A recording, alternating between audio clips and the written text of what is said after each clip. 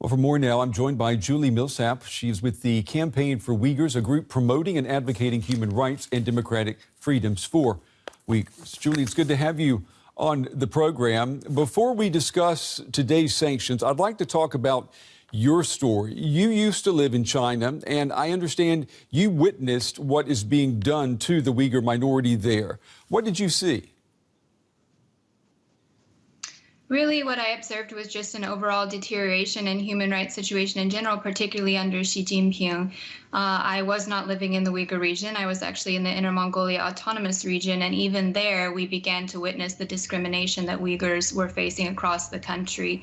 It was really, really striking, and while they've faced decades of oppression, it's very clear that things have really deteriorated in the last few years.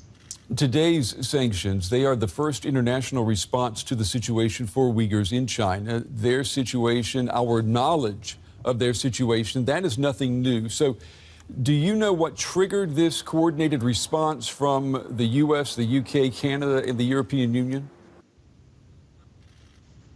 We're very pleased to see. I believe that this is really building off of what President Biden and Secretary of State Antony Blinken have said about a need for stronger alliances to confront China.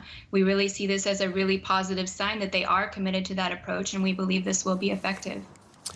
These are sanctions on individuals, just 4 people targeted by the EU sanctions, for example. Do you think that's going to make a difference? Well, does that go far enough? I wouldn't say that it goes far enough, but it is a very strong step, and the symbolism of this is extremely important, especially because China, the Chinese regime, cares so much about faith. This really sends a strong signal, including to the Chinese people, in spite of what the Chinese Foreign Ministry has said.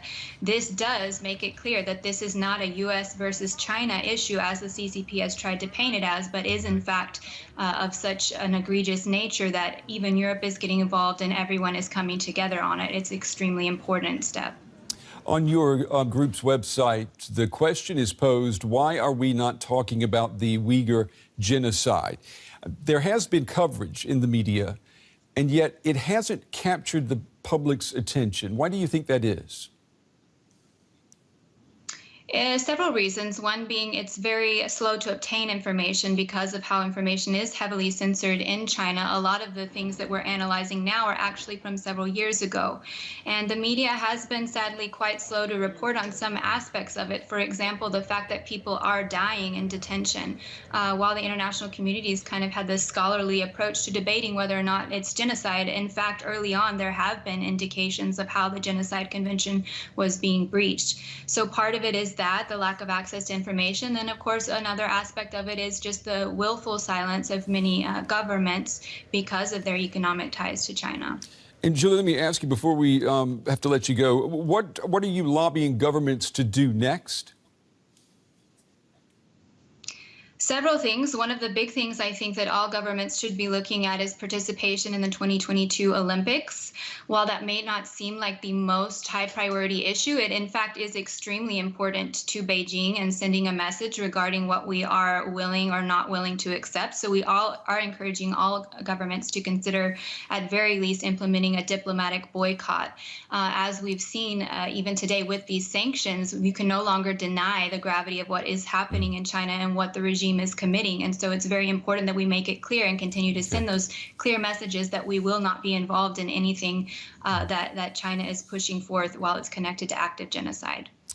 Julie Millsap, Director of Public Affairs and Advocacy at Campaign for Uyghurs. Julie, we appreciate your time and your insights tonight. Thank you. Thank you.